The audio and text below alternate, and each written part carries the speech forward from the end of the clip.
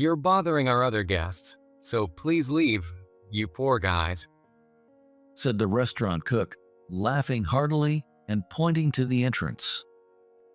Everyone else in the restaurant stopped eating and looked over with concern. Immediately after, my dad burst out laughing. "This place is mine," he said, pulling a business card from his bag. "My name is Matthew Samuels, 55 years old. I work as a cartoonist. Because I have a weekly comic series, I'm constantly working against deadlines, but I find my job very fulfilling. My wife was my editor when I got my first series. Since I started my series when I was young and very naive, I used to get yelled at by her every day, drawing comics while crying, and it's now a nostalgic memory. We recently celebrated our 30th wedding anniversary, and if I do say so myself, we're still very much in love. We have 3 kids, but they've all moved out, so now it's just my wife and me living together. My family home is in New York. However, because I went to college in the countryside and couldn't stand the crowds in New York, I built a house far away from my parents' place. My wife originally lived in New York, but knowing how much I disliked crowds, she willingly agreed to move to the countryside with me. For the past few days, I've been swamped with work on my comic book series. Working on a comic book involves correcting the artwork and dialogue from the serialized version for the book edition. And there's a lot to do, including drawing afterwards and bonus comics.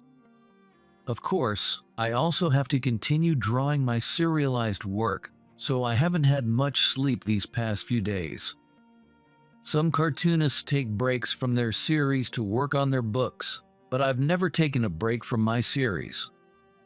I was even drawing comics when my wife was giving birth. When I tell people this story, they sometimes call me the worst, but it's my belief. The reason is that I've always been chasing after someone my whole life. That someone is my father, who runs a French restaurant in New York.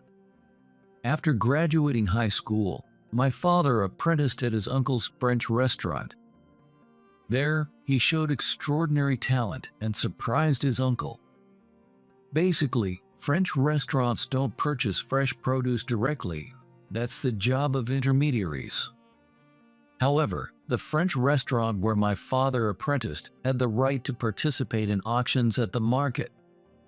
So, my father went to the market every day and learned to judge the quality of produce.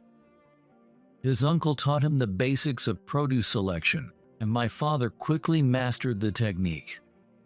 Every day, he would select fresh produce as if he were communicating with them.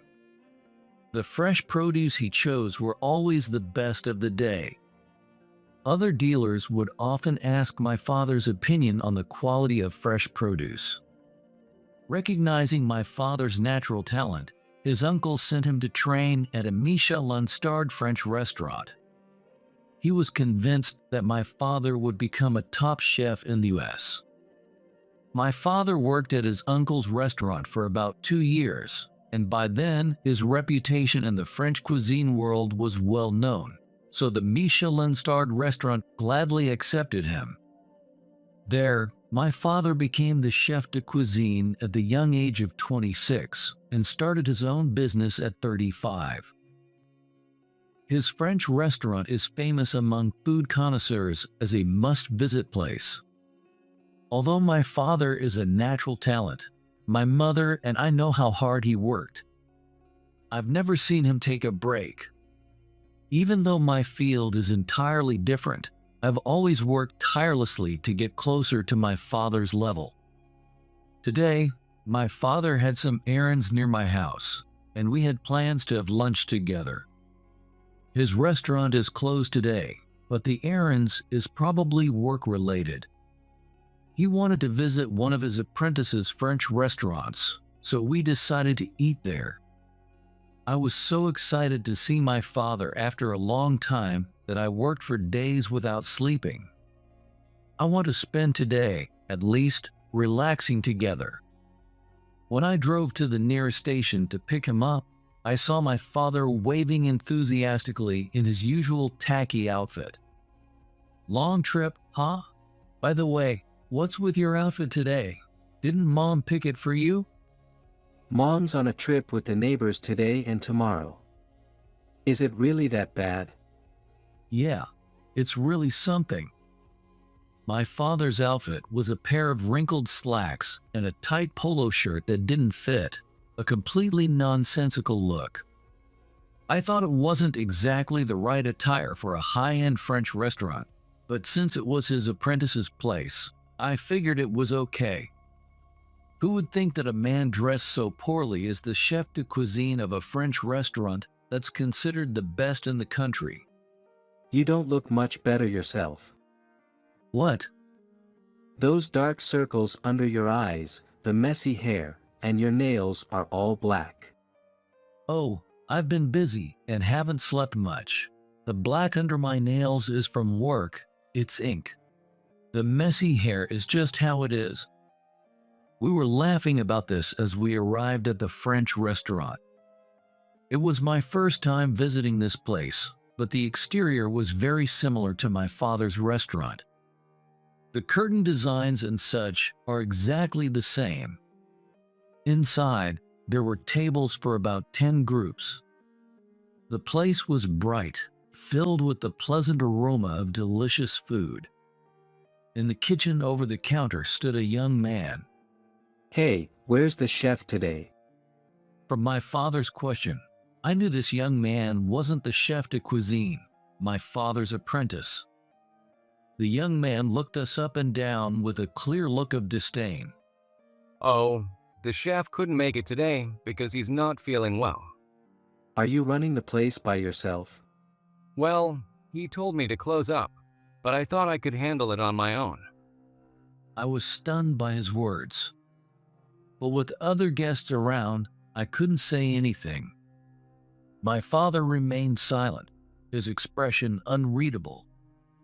We took our seats, and my father asked, "Could you make us some of your recommended entree?" Oh, sure.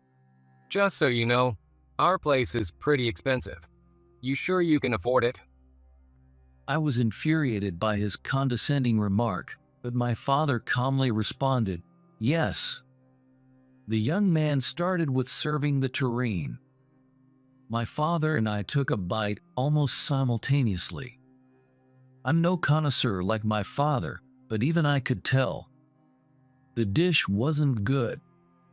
The texture of the terrine was completely different from my father's, way too dry and crumbly. The seasonings weren't good either. Next, he served onion soup. But this wasn't tasty either. My father's expression grew darker with each bite. After finishing the entree, the young man smirked and asked, You guys still want more? He spoke to us with such contempt. This isn't the kind of place for people like you. People like us? I couldn't stay silent any longer and glared at him. Yeah, obviously. Those dark circles under your eyes, the messy hair. You clearly pulled an all-nighter, right? And those filthy nails, you must be a construction worker. We've never had such low-income people here. And the old man over there must be on welfare. Can't even afford new clothes. Seriously, this isn't the place for you. The cook laughed as he spoke. The other guests looked at him in disgust. But the cook, misinterpreting their reactions, said, You're bothering our other guests, so please leave, you poor guys. Laughing heartily and pointing to the entrance. Everyone else in the restaurant stopped eating and looked over with concern. Immediately after, my dad burst out laughing. This place is mine. What? My dad pulled out a business card from his bag as he said that. The card had the name of his restaurant and the title, Chef de Cuisine, John Samuels. The cook's eyes widened as he looked at the card. Even a young cook like him should know the name of the chef's mentor here. Ah, you're that John Samuels? No way, you must have stolen this card from somewhere. Why is that so unbelievable? Because there's no way someone who looks as poor as you guys could be the chef's mentor. You're just here to mess with us, right? Just pay and leave already. Can you even pay? We don't have any tab system here. The cook continued to be rude to my dad, still not believing his identity. I had reached my limit. You should at least know who founded your own restaurant. I searched for my dad's name on my smartphone. There it was, his name, photo, and impressive career. Here, this is John Samuels. Looks just like the person you called a poor man, right? The cook looked back and forth between my phone and my dad, growing paler each time. Wait, really? You're the real John Samuels? The other guests started murmuring too, with some even recording the scene on their phones. My dad is a key figure in the culinary world. He dislikes being on TV and such, so his face isn't well known. But in the US, few people don't know his name. He's received the National Honor Award for his continuous Michelin stars. My first priority is to let these guests here taste real French cuisine. What you made is not French cuisine. You shouldn't be charging guests for such awful food. With that, my dad went to the back, changed into his chef's whites, and returned.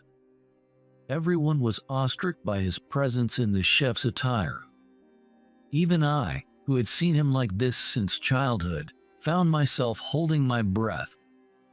My dad's aura in his chef's whites was overwhelming. He quickly prepared another dish and got ready to serve, and served the real French cuisine to the guests. He served me too. It had been a long time since I had my dad's French cuisine, and it was indescribably delicious. The guests, who enjoyed an hour of my dad's French cuisine, left with smiles and gratitude. Only my dad, the pale cook, and I remained in the restaurant. Now, let's hear why you decided to take over the kitchen on your own. My dad's tone was gentle, but both the cook and I knew he was furious. I thought I could handle it. Sure, John Samuels' French cuisine is amazing, but our chef's French cuisine, I could make that just as well. I only get to do dishwashing every day. Chef is seriously intimidating. But today, I thought it was lucky that I could cook without Chef noticing. The cook gave this ridiculous excuse with a straight face. At that, my dad raised his voice. Don't be ridiculous. Do you have any idea how much the chef de cuisine at your restaurant has worked? My dad's shout echoed through the small restaurant. It was the first time I had seen my dad this angry, and I was completely shocked. The cook let out a small yelp and looked at my dad with a face on the verge of tears. The chef de cuisine at your restaurant, Henry, was the hardest worker among all my apprentices. I've trained dozens of apprentices, but none worked as hard as Henry. That's why I allowed him to open his own branch. With a stern expression, my dad spoke to the cook. It was the first time I'd heard him talk so much about his apprentices. Other apprentices have started their own places, but Henry's is the only one I allowed to use curtains with the same design as ours. Do you understand what that means? My dad had never allowed anyone to use curtains with the same design as his. So when we heard he was opening a branch, the whole family was shocked. I didn't know he was that impressive. My dad is a regular here, so that's how I got the job. The cook was still making childish excuses. Henry has great skills, but he's terrible at judging people. And why did you change your attitude when you saw our appearance? Does this place have a dress code? I never taught Henry to enforce one. My dad continued, clearly irritated. No, we don't have a dress code. But this place is pretty expensive. It's not for poor people. So it was the cook's own decision to impose a dress code on guests. I was completely exasperated. The restaurant shouldn't choose its guests. My dad's shout made the cook tear up. No matter who the guest is, we should serve the best cuisine. That's my teaching. Henry follows that philosophy too.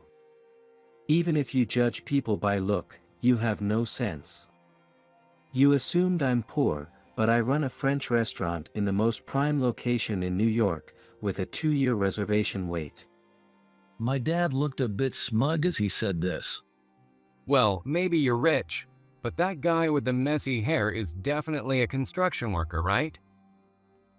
He's my son, the comic artist Matthew Stevens. My dad's face grew stern when the cook insulted me. Wait, Matthew Stevens. The one whose comic got turned into an anime and a movie. Yeah, he won a newcomer award in a famous teen comic magazine when he was in high school. Since then, he started a series right away, and he's known as a prodigy in the comic world. I'm one of his fans. My son's house is more like a castle than a mansion. It felt strange to be reintroduced by my dad. And it was the first time I heard he was a fan of my comic, which made me feel a bit embarrassed. Stop it, Dad. Your house is also a renowned mansion in the neighborhood. The cook seemed completely overwhelmed by our extraordinary conversation. Realizing that the people he called poor were actually top professionals in their fields, he looked lost. Do you get now that your judgment is way off? Neither my son nor I have any financial troubles. The cook was at a loss for words, his eyes darting around nervously. At that moment, someone walked into the restaurant. Hey, why did you open the restaurant without permission? The person who came in shouting was the chef de cuisine, Henry. I told you to keep it closed. Why is it open? With a furious expression, Henry stormed towards the cook, ready to grab him. The cook, clearly not expecting Henry to come, looked more tense than ever. I'm sorry, chef, but I thought I could handle the guests and make them happy. I couldn't believe the cook could lie so blatantly in front of my father. Henry, ignoring the cook's excuses, continued yelling until he finally noticed us. We have guests. Wait, what, John? Seeing my father, Henry's face lit up with genuine happiness. Why didn't you tell me you were coming? I would have picked you up at the station. He expressed his gratitude repeatedly to my father. Oh, you're Matthew. I've been reading your latest comic. It's fantastic. It was almost comical how Henry, who had been furious moments ago, was now beaming. I'm sorry for my young assistant. Did he cause any trouble? Yes, he served some terrible French cuisine to the guests. What? My father explained everything that had happened since we arrived. Henry's face grew more serious, while the cooks turned pale. So that's what happened. Henry, if you let this continue, your restaurant will go under. My father, though his expression didn't change, was clearly furious, his voice trembling. No, you've got it wrong. John is exaggerating. None of the guests said the French cuisine I made was bad, and they left satisfied after John made French cuisine for them. I don't think I disrespected anyone. I couldn't believe the cook could say such things. The French cuisine he made was terrible, even to me. And he let my father clean up his mess. Maybe John thought my cuisine was bad, but regular guests might have found it tasty. I know you respect John, chef, but you both are being too harsh. The cook dared to smirk, and I couldn't hold back my anger. Did he not understand the hard work my father and Henry put in? Are you serious? Henry's temple pulsed with anger. Yeah, and besides, there's no proof that what John is saying is true. Oh, but there is. What? The cook's voice faltered at my words. What do you mean? My father asked, puzzled. I took out my smartphone and played a video. It was a recording of the French cuisine the cook served, the guests' reactions, and the entire interaction with my father. A guest had filmed it all earlier. I had a bad feeling, so I made sure to get a copy of the video. At first, it was being filmed as a commemoration of visiting a famous high-end French restaurant. However, the French cuisine served was so poor that the review in the video was harsh. It also captured the cook calling my father and me poor people. Even the cook couldn't deny this evidence. Well, you see. Oh, this seems different from what I remember. He started making a pathetic excuse. Henry, watching the video, had a look of anger and despair. Do you realize what you've done? This restaurant is my life's work. John allowed me to use his curtain, making this place like a sibling restaurant to his. The reputation of our restaurant directly affects the reputation of John Restaurant. And yet, you treated him and his son like poor people. I'm sorry, Chef. I just got tired of doing dishes every day. It's been 6 months, and I still haven't been allowed to do anything else. There's nothing wrong with that. It was my father who shouted this time. When a master of French cuisine in the US yells, the atmosphere gets tense. My father's aura was overwhelming. Training to become a French cuisine chef starts with a year at the sink. Henry was slow to learn, so he spent 3 years washing dishes before I let him handle a knife. But he worked harder than anyone, which is why he became my top apprentice. A newcomer who's been here for only 6 months has no right to complain. But doing dishes all the time, and the pay is terrible. The cook mumbled, still complaining. You're an apprentice, so you're only getting a stipend. That was explained when you joined. I accepted you as a favor to your father, but I see now that was a mistake. You're fired as of today. I'll inform your father. What? Please, don't do that. If you tell my dad, he'll kick me out of the house. The cook, who had been complaining moments ago, now started crying and pleading. What is this about? My father asked, frowning. His father has been a loyal guest here. He asked me to take his son in for training after he dropped out of high school due to some issues. I initially refused, but his father kept begging, so I reluctantly agreed. But I made it clear that any problems would lead to immediate dismissal. I'm sure his father will understand. No wonder he had such a poor attitude towards his work. This restaurant attracts chefs from all over the nation who would train here for free just for the experience. This cook clearly didn't belong here.